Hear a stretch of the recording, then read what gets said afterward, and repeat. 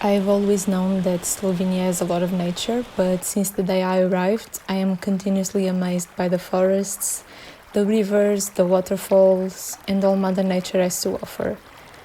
Needless to say, it is extremely important to preserve all of this, and that's why you should and need to vote against on July 11th.